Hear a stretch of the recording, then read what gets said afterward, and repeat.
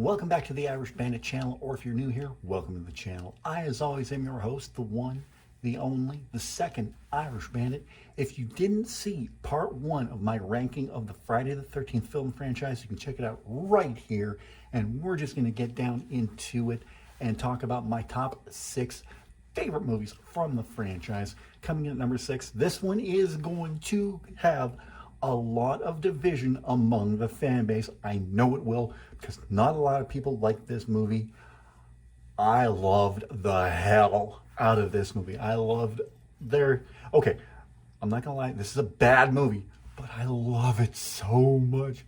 I love it. It's just fantastic. Coming in at number 6, Jason X.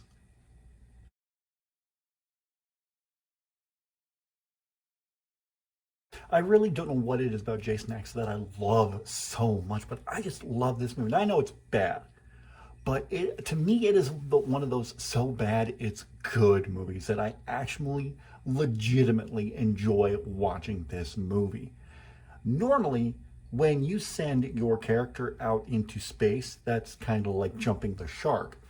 But I don't know, something about this is just comical almost. I loved the opening of this movie, like the Camp Crystal Lake Research Facility or Crystal Lake Research Facility, when they have Jason all chained up. That ain't gonna stop him. Not one bit. And it doesn't. He gets loose, kills a bunch of people, and then we're transported like years, hundreds of years in the future, where they thaw out Jason from his cryogenic sleep and he runs amok in a space station or a spaceship or something.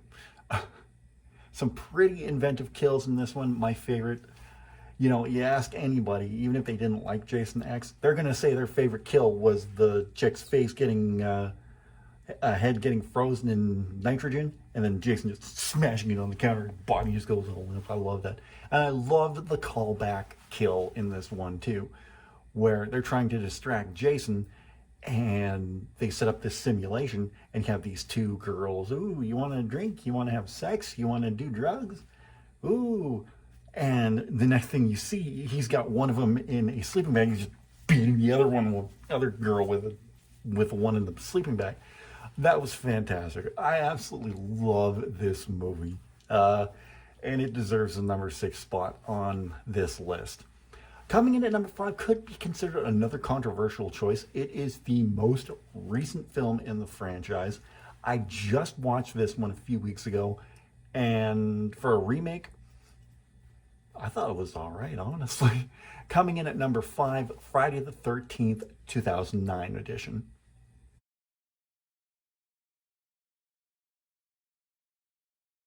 I won't lie, the 2009 remake wasn't great. It had its flaws. Well, I mean, it was number 5 on my list, and I did think it was pretty, really good. Really good. Good English there, Bandit. But, it did have its flaws. There were some things that left me scratching my head that I wasn't too keen on. Like, first and foremost, we'll just get this one out of the way real quick, because this was a contentious point on a post that I made on Facebook about the remake, is that Jason doesn't run. Well, he shambles, but he doesn't go in full-on sprint mode. And he did that in this movie, but Jason was more of a survivalist than anything. Like, this movie condensed all the good things about the first 4 films in the franchise and made it into one cohesive unit here. I loved the fake out opening. Like, you have 20 minutes with this group of people who you just don't care about. There's one person in that group that I actually liked, which is funny because I was watching the kill count on the remake, and even James A. Janice was like, I don't like this guy one bit, and I loved him. I thought he was one of the best things in the movie. And then nearly everybody gets killed. Then we get into the actual story after 20 minutes, and like the title card in the first after 20 minutes. Like, good job, guys. Then we get into the actual story. I thought Jared Padalecki was really good in the role of this concerned brother looking for his sister. Thought Danielle Panabaker was serviceably good. Like, I thought she was going to be like the final girl in this, and that didn't happen. I kind of kind of understood Jason's motivations in this, honestly and truthfully, because everybody was like, "Oh, well, why did Jason kidnap this girl?" Well, because she looked like his mother, and he was looking for that mother figure again after she was killed earlier in the movie. Like I said, this took some of the best parts about all the movies, all 4 movies, original ones, and made one really good movie out of it. Because, like, in the beginning, you had the flashback to when Jason was a little boy watching his mother's head get lopped off. Then you had this whole big section in the middle where you had Baghead Jason, we'll call him. Then he comes along, this really creepy hillbilly, and he finds his hockey mask, and that's when we go into part 3. So it just took all those parts, made a really good movie out of it, and I really enjoyed the remake. I'm not a big fan of remakes in general because I think they're kind of unoriginal, but I can count on one hand the remakes that I really, really enjoyed. There was the Friday the 13th remake. I really enjoyed the Texas Chainsaw Massacre remake. And I really, really enjoyed the Evil Dead remake. I thought that was fantastic. And you know my thoughts about the Nightmare on Elm Street remake. I thought it was okay. I don't put that in the stratosphere of those other 3. But yeah, I really enjoyed the remake. I thought it was good. It was nothing mind-blowing. And again, I don't think it has that timeless classic feel of the first one. But it was really serviceable and something that I really, really enjoyed.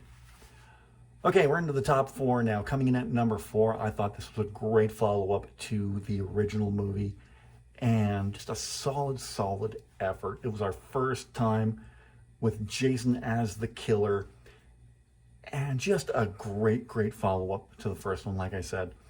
For me, coming in at number 4, Friday the 13th Part 2. This one didn't have a subtitle.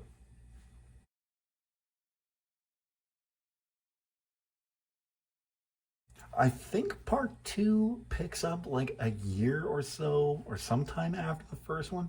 I don't, I don't necessarily know what the time frame is here between the first one and the second one.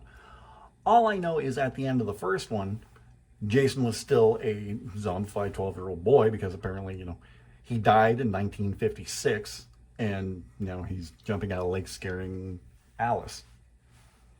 And then in the second one, he's fully grown and killing her in her apartment to start off the movie.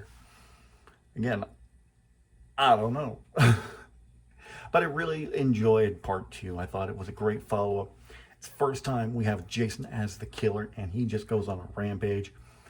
The makeup effects in this movie for Jason were kind of weird, given, everything we've seen over time with him. He looked more like a demented hillbilly, like you'd see something out of Wrong Turn.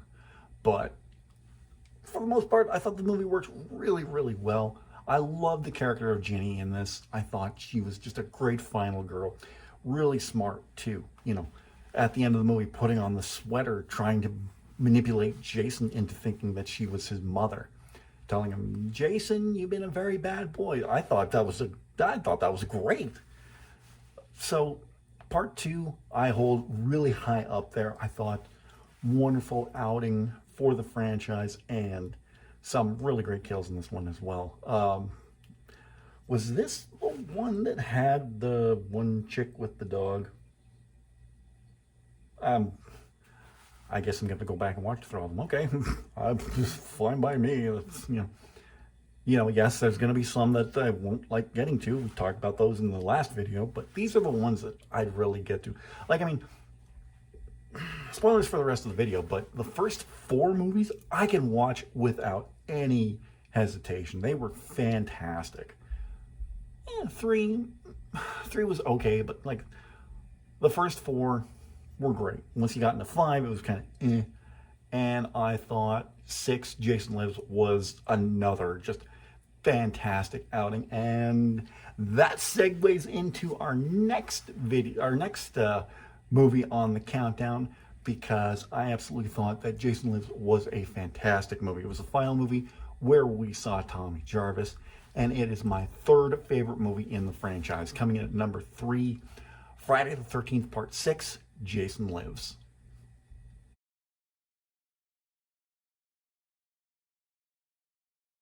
So now we're talking about the movies in the zombie Jason years. And this was, like I said, the final time that we saw Tommy Jarvis. I thought he was played fantastically here. He was a very different character, and a different actor played him. Like through all three movies, somebody different played who. Let me rephrase that. All three movies that featured Tommy Jarvis, because you had him in Nightmare on Elm Street, had him in Friday the 13th Part 4 as a 12-year-old boy, played by Corey Feldman. You had him, I think it was 10 years later. I think that was the time. He went from 12 to 22, I think, or he was 17. I don't know. But it was sometime later because he was partially grown up. And then you have him, I think it's another couple of years after the events of Part 5. But yeah, I thought he was well portrayed here. I thought it was just a great movie overall. Great return for Jason. I thought the story was solid about Tommy Jarvis just making sure Jason was good and dead, which he wasn't after he put the big metal spike in his chest and Jason got reanimated. Way to go, Tommy. And Ron Palillo, Horshack from, the late Ron Palillo, I should say. Horshack from Welcome Back, Kotter was also in this movie. He died in the first 10 minutes, but I thought this was a great movie, and I absolutely enjoyed it. Great couple music choices by Alice Cooper, including Teenage Frankenstein and He's Back, the Man Behind the Mask.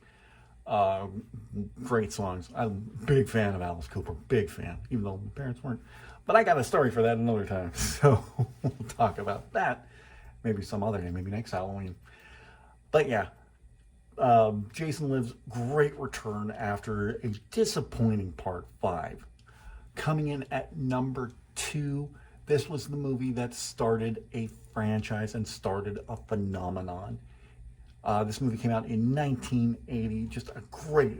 This was different from all the other ones because you didn't have the Jason character in it. It was more of a whodunit. Like, who was the person behind the murders at Camp Crystal Lake when they were trying to open it? And it's one of the first times we see Kevin Bacon in a starring role. I think he was a few other movies before this one, but this is the one that I really know him from because he has such a great kill in this. Or not him, but the character he plays is killed off so well in this one. And great effects by Tom Savini in this one as well. This is one I rank very high up there, which is funny because the first time I watched it, I had to stop watching it. I had to stop it because I was laughing so hard. I thought it was so bad. But I went back, watched it again, and yeah, it is a classic in every sense of the term. Coming in at number 2, Friday the 13th, the original from 1980.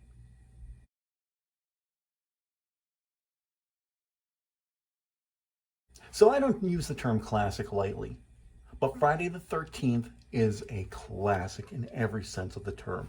I thought it was a great story, great cast that included Adrian King, Kevin Bacon, and Harry Crosby, the son of Bing Crosby. I think that's his name, Harry Crosby, but if I'm wrong, you can let me know in the comment section down below.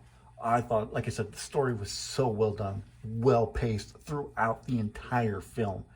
I thought the reveal of the killer was just fantastic. I think everybody knows by now who the killer was. When Pamela Voorhees comes out and just says, basically admits that she's killed everyone to Alice, I thought that was wow. Because it's kind of in pop culture now. Like you even saw it in the very first Scream movie when Ghostface, or the voice, or whoever you want to call him, is taunting Casey. And it's like, who's the killer in Friday the 13th? Jason! Jason!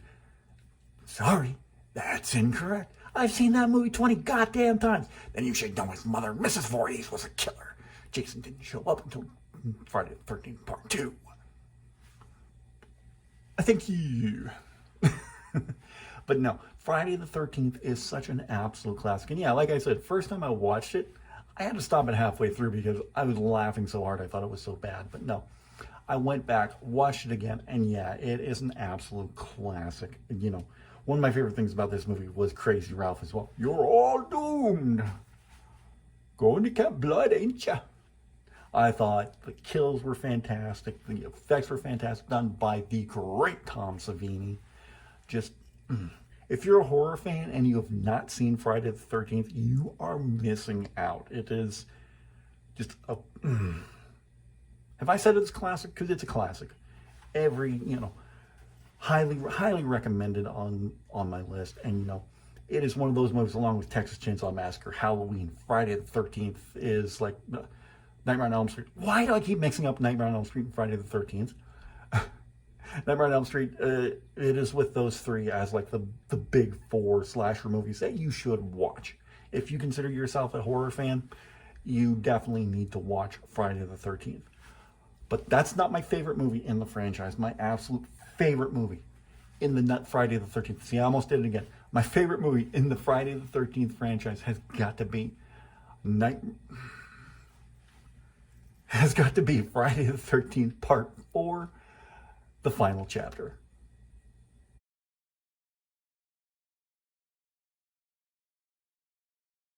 I love the hell out of the final chapter. And we all know, saying final chapter is kind of funny because we all knew it wouldn't be the final chapter. New Beginning came out after that. And then it was like, oh, well, this movie sucks. Let's bring Jason back. Okay. And Jason was back in Part 6. But there's a lot to love about the final chapter. It was the first appearance of Tommy Jarvis and his family. You had Crispin Glover in this, who is the absolute MVP of this movie, especially with his wicked dance moves. I said once upon a time that I could just watch an hour and a half of Crispin Glover dancing, and it would be the best friggin' movie ever. I loved the story in this movie. I loved Jason's ultimate end. And, in this movie with Tommy Jarvis just going to town on him with a machete. It was just, brutal and brilliant. Oof, and that slide down the machete. That was... wonderful effects work from Tom Savini, who returned for the second and final time in the franchise. I think it was the final time. Again, let me know in the comment section down below. I'm too lazy to look it up, sorry. But Friday the 13th, final chapter, was just a fantastic movie. I loved everything about it. The setting, the kind of claustrophobic nature, because Jason was going after all these people in just a single solitary location. The twins, I love the twins in this. They were added much levity to this movie. I love Ted, the stoner who was always going on Jim for being a dead F. Jim, the character played by Crispin Glover. And this, I think, was a year before he was in Back to the Future. I guess movie was also like a couple years before Corey Feldman was in The Goonies. So, but yeah, the direction, the writing, the acting. Well, I mean, it's a horror movie. We give the acting a pass because the acting is going to be as good as a porno movie, but maybe better. No, maybe it's about much better than a porno movie, but no, we're not going to get into that. But yeah, the final chapter was just a fantastic movie, and it should have been the end, honestly and truthfully. Like, I mean, okay, we wouldn't have got something as good as Jason Lives if it ended there, but we also wouldn't have gotten Friday the 13th Part 8 if it ended there. So, gotta take the good with the bad in this situation. But yeah, Friday the 13th Part 4, the final chapter, high recommendation, and I absolutely love it. And again, much like A Nightmare on Elm Street Part 3, it's one of the few franchises where one of the sequels ranks as my favorite other than over the original movie. So, I love the Friday the 13th movies, the franchise itself. Jason is one of the all-time heavyweights of the horror genre, up there with Freddy, Leatherface, Michael Myers, Ghostface. He's up there with those characters. And I hope we see more in the future from Jason and the Friday the 13th franchise. But what did you think of my rankings, and how would you rank the Friday the 13th franchise? Let me know in the comment section down below. I'd really love to read your thoughts on this one. While you're down there, don't forget to give this video a big thumbs up. I'd really appreciate that. In the description, you're going to see all the ways you can help support this channel. You can follow me on Facebook, Twitter, Instagram, Snapchat, TikTok, and Reddit. You can purchase your Irish Bandit merchandise from my Redbubble shop. You can pick up a copy of my very first novel, Shade Falling, on Amazon. And now you can buy me a coffee. If you're new to the channel, don't forget to subscribe. And if you're already subscribed, tap the bell and you'll be notified whenever a brand new video goes live. We are done with Halloween. And just quickly before I end this video, I set out this month to put out 20 videos for the month of October. This will be video number 23 that I put out in October. So I went above and beyond what I wanted to do, and I am so happy. I had, had a lot of things come up during the month of October. I worked a wrestling event. As of when this video comes out, I worked it on the past Saturday because it's coming out on Halloween. But even with that, I was able to get 23 videos up, and I'm quite proud of myself for that one. So expect more good stuff coming up in the month of November. Starting on Thursday, I'm going to tell you now, I am going to be counting down my favorite episodes from the first 4 seasons of Cobra Kai every Thursday. I'm not going to do season 5 just yet. I'll probably wait until closer to when season 6 comes out, whenever that is, to give you my thoughts of what the 5 best episodes of season 5 were.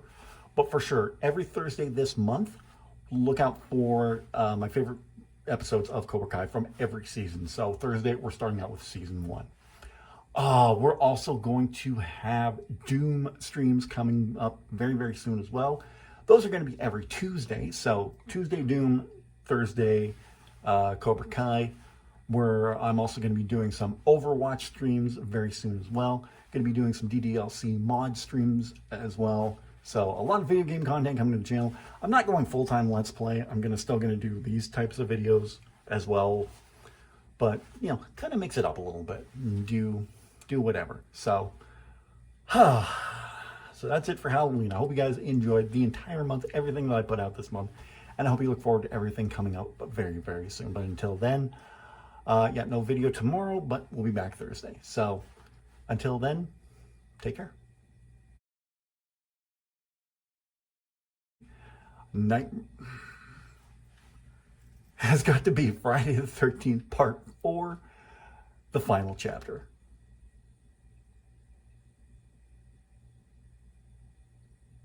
God, Jesus Christ.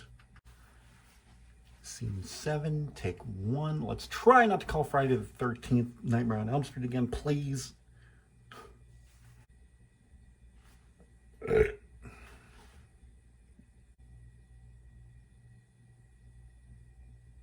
Cut, and that is a wrap on Halloween.